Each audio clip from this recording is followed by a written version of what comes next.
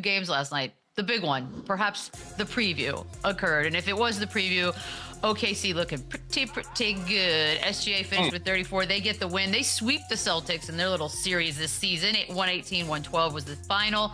Chet with 23 and 15. Tatum finished with 33 and 8 rebounds. And the Celtics, stop me if you've heard it before, a franchise record 63 three-point attempts. We will get to that, but we're going to start on the positive side with OKC, because considering how well they played against the Celtics now in their 2 games, should they 100% now be the favorite to win everything? Or do you still have maybe a couple little doubts in your mind, Chandler?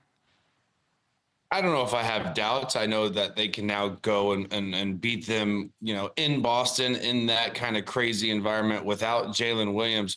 This was their most impressive win all season long, and it was a collective effort, right? Jalen Williams goes down. You start Cason Wallace. Between Wallace and Joe and Kendrick Williams, they make up 30-plus points and kind of find that production from somewhere else. SGA, just another night, another 30-point game with shooting over 50% from the field. They put Boston in so many scramble situations where they were just flying around, blitzing the right guys, and Boston just couldn't make shots. They 63 threes. It's not healthy. It's not healthy. But listen, yes, I think this kind of shows people, shows media, shows the Oklahoma City Thunder. Yes, we're young. We haven't been great in the playoffs yet, but we are more than capable. We have enough to beat anybody. If we play the right way, we are the best team in the league. And I think they kind of put people on notice the last 2 times they played Boston that we're not scared, and let's do this come the finals time if they can get out of the West. Yeah, no Jalen Williams, Lou. That's a big win last night. Yeah, I got to agree with Chandler. I wouldn't go as far as saying that they should be the favorites right now. They've been the favorites to come out of the West this entire time, but to win it all, that remains to be seen. There's going to be a lot that changes between now and then, and especially in playoff basketball, where teams key in. The scouting report is different. The game plan is different. You always take something away in the playoffs. You take away a player, you take away a favorite set. There's going to be some adjustments that OKC is going to have to make. That's where the experience of the Boston Celtics is going to come in. They're going to know how to play a game inside of the game to put them in a position to be uncomfortable come that time. And so that's going to be something that we're going to have to see down the line from OKC and how they're going to adjust to those type of things. But agreeing with Chandler, this does give them the confidence to know that they can compete at the highest level with the other teams that are considered some of the favorites as well. I'm glad you mentioned the experience. This is just fun numbers, right? Thunder players experience playoff-wise, 178 games played. On the Celtics side, 839 playoff games played. So it's a crazy discrepancy. The three-pointers, they were 8 from 50 from 3 in the second half of both of the losses that they had against OKC, which reeks of sort of a desperation mode. But there are reports, I should say, it's not just one, that there are players out there lingering who seem to be okay that they're on the OKC side of this bracket if that were to occur, which just says they don't respect them, Lou. So what do you think about that? I do feel like when the media we talk about it, it seems. I think it's Cap. Oh, I thought you thought it's Cat. I was like, wow, you just put a name. Listen, on the other side. in my 17 years, I've never had anybody interview me or ask me about which side of a bracket that I prefer to be on, because if you are in the National Basketball Association, I know y'all like what I say it all the way through. I love it. You should know that standings change by the day, they change by the week, they change by the scenario. So you never get married into worrying about who you're going to play in the first round until it's solidified. This can change all the way up until the day before. So I've never experienced something where you're asking guys, what if you play this team and you're not worried about it? You shouldn't be worried about anybody. That's going to be your natural response as a competitor. Now, you do have some teams that duck and hide, that try to put themselves in a favorable matchup with teams, but that comes a week or two in advance when this thing is over. Not right now where we are in the season. So the fact that it's saying there are reports, put an address on it, put a name on it, put a face on it. Until then, I don't respect it. I think it's BS. Yeah, and look, they're 12 games up on the 2 seed, so they're going to be the number 1 seed. So this is going to come down to the play-in of who gets that 8 seed, who plays the Thunder, which I guess are all older, more experienced teams with the Timberwolves, the Clippers, the Kings, and the Mavs. But listen, I don't think any of those teams want to see the Oklahoma City Thunder. Maybe the Warriors would prefer the Thunder instead of the Nuggets second round. But again, now Okay. you're kind of messing with the game a little bit. Now you're kind of messing with the standings. You can't. It's way too early to even be thinking that way. But sure, if I'm an older team, like I'm the Golden State Warriors, would I rather play the Thunder 4 times and have to beat them than Jokic and the Nuggets, than LeBron and Luka and the Lakers? Maybe. I don't know. Me personally, I don't know if I'd want that. But this team is now proven they're like the Cavs. I don't care that they're young. I don't care that they haven't done it in the postseason yet. This team is deep. This team has their star players, and everyone knows their role. And it seems like when you watch them play, they play harder than the team they're playing, and they all just fly around and they don't take bad shots. They play unselfish. It's almost like they enjoy playing defense more than offense. And there's a clear pecking order. No one ever gets frustrated. You never see any bad body language from these guys. They're just they just go out there and they have identified their roles and play the right way, and they're winning a lot of basketball games. So yeah, they haven't done it in June yet, but they probably will this year. So I wouldn't want to see them. And Chandler, you know what you made me just realize? Whoever they play in the playoffs, they're not even in the playoffs yet. So what player would say this? Like whoever they're playing, it's not even in the playoffs. Like, but Lou, what if they didn't say? What if a player didn't say it to a reporter? What if this is just players talking to ex-players or? Ex-player doesn't matter. It doesn't matter. But what if it was just came out in the conversation like, I was talking to so-and-so and they were like, if we face OKC, it's not the worst thing in the world. Like maybe just innocent. I get what you're saying. But again, you got bigger fish to fry. That wouldn't even be a realistic thing. Like you have to get in the playoffs. You don't know whether you're gonna be the 7th seed or the 8th seed. So you're saying, okay, I wouldn't mind playing the OKC Thunder. What player would say this? I don't know. I'm asking you. Who would it be? If we're guessing, so if you're asking me, I don't think there's a player out there that would say that. There, I said it. It's Draymond. Yeah. Well, also, if we're guessing who it is, then it's probably not news. That's all. That's all I'm saying. I know that from a talking head standpoint. I mean, they got 5 minutes of us talking about it out of it, so that's cool. That's a great point. But other than that, what does it mean?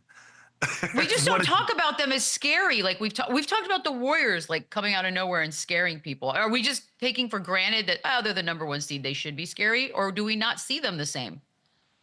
It's just their youth. It's just how young. It's just how young they are. They're the youngest team in the NBA. How can we be scared of a bunch of kids in the playoffs that have never won big in the playoffs? That is what if I'm the coach going into that series, that's what I'm saying. Now, deep down, do I believe it? Do I think I'm better than this team? Hell no. This team is legit. This team has everything. This team has the MVP of the whole league. They play hard. They defend. Statistically, they're top 10 in every single stat. So I don't care what their age is because they are a fantastic basketball team and they are fearless. They just went into Boston, big bad Celtics, without their second all-star and whooped up on the defending champs that everyone's just already crowning as back-to-back champs this year. I know it's regular season. I know it doesn't matter much, but that was a statement game that, listen, we are here. We are not scared of anybody. We should be the favorites. Although they're probably, listen, again, they're probably not. It's still going to be the Celtics. But again, they have no problem flying under the radar right now. They are an awesome basketball team that just continue to hoop and get better and better. And I wouldn't want to see them in the playoffs. Beadle, my last point. Have you ever heard from somebody you're not scared of? No. All right, I'm gonna move on. My fear is different, though. So can we? I'm gonna only ask this one more time, Lou, MVP wise, until Gitch has another killer game, and then we'll bring it back up again. But last night, and P.S. I know tonight. SGA had his last 2 games, big games, also both on national television. This is almost like kill 2 birds with 1 stone. Wrapping up the MVP conversation, perhaps, but also I kind of love that a small market team that everyone's already talking about, so that's not going to be great ratings, is now been on national television crushing 2 games in a row. So I know you're SGA all the way. I just want to hear it again, just for my own satisfaction. I think at this point he has all things working for him. All cylinders are a go as far as this conversation goes. He has the national media attention. He has the respect of his peers. He's going out and winning big games. He's going out and having big numbers while doing it. They're up big on the 1st seed. There's not a box that he doesn't check, that he hasn't been able to do what needs to be done, that we created this argument from this year to last year for him to go out and get the MVP. So some of the things that were mentioned or said that he needed to do to even be considered in this conversation and do the things that he needs to go out there and do, like these highlights we're watching, he's went out and done it. So I think at this point it's a closed case.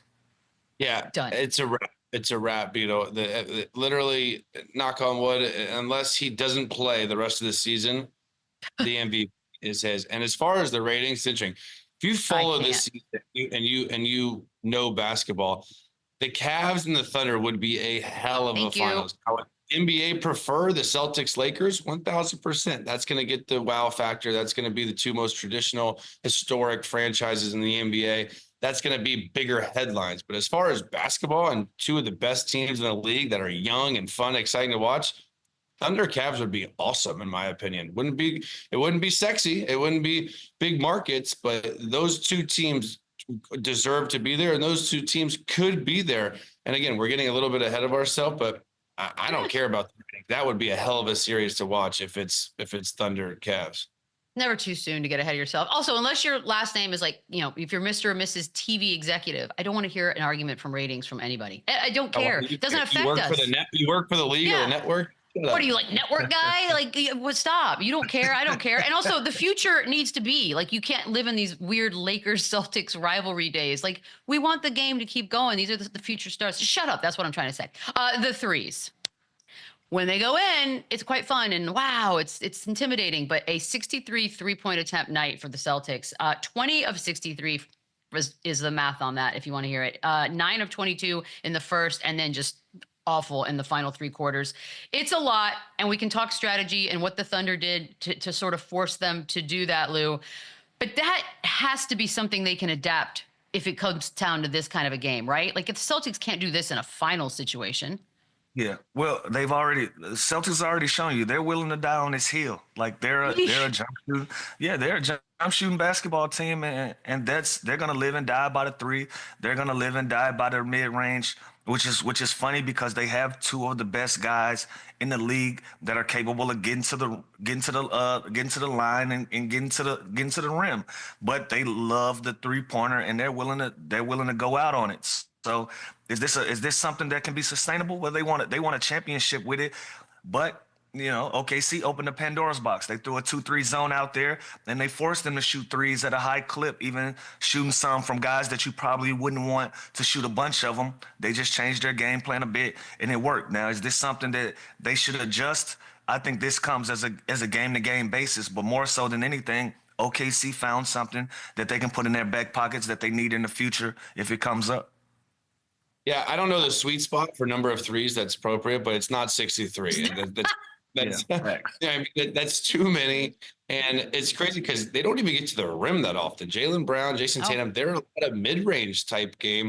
And even when Porzingis is in the lineup, they like to throw him the ball kind of off the block, and he still goes mid-range. So they're not attacking to the rim. They don't get to the free throw line that much. And this is the live and die mentality that they have had success with. But this is why you see them blow teams out when they shoot 50% from three or better, or they can lose a lot of games when they don't shoot a high, percentage from the three. And there was a play last night where it reminded me of that viral Ben Simmons play where he had the layup and he didn't get it. Drew Holiday had the same thing where he had a wide open layup like 4 minutes to go in the game. And I think it was an accident. Clearly he didn't see it, but he had a wide open layup and kicked it to the corner for a three. And they end up later in the possession, end up getting like a dunk and an easy bucket. But it was so weird that that's their mentality. They would rather a contested three almost than to attack the rim. And they've had success. Again, it's easy to knock them when they don't make shots, so they take 63 threes. This worked all last year. I just think teams are adjusting to it. Teams are throwing different defenses and different schemes at it. That's making them harder. That's making them force quicker threes or harder threes contested at the end of clock when they're scrambling so much. But again, I don't know if it's 50, 55, what's the number, but 63, it's a lot of threes, man. They were outscored 18-0 in the paint. Just that's sort of reflecting what you just said. I just want to quickly touch on a marketing moment for Converse that was pretty good. This is what Converse did after the win, reflecting SGA's logo on some pretty big landmarks in the Boston area. And now SGA is so quiet, so it's funny, but I love the idea of they just sort of made him an enemy. Do we like this branding? I love it. If I'm Like SGA, Batman. I don't know if the average person even knows what that is. So I think Celtics. Really? I don't think Celtics fans leaving the arena understand what that is. Yeah, me looking at it right now. Beautiful. Well, now they know. So that's why it's good marketing. Now they know. I love Converse, putting their guy, repping their guy after a dub on the opposing team's arena, but the average fan has no clue what that is. Well, I think that's why it's brilliant, because they certainly looked it up and they certainly know now. And I was signed to Converse back in the day. If I'm not mistaken, I believe Converse is or was Boston based at some point. If I'm not mistaken, at that point, I know they got bought out by Nike and they're partners now, and they're kind of under their umbrella. But I think they're Boston based, and so this might be a play at marketing as well. But I like it. Kudos. Another game that happened last night: the Knicks in Portland. Mikal Bridges. This is a big one.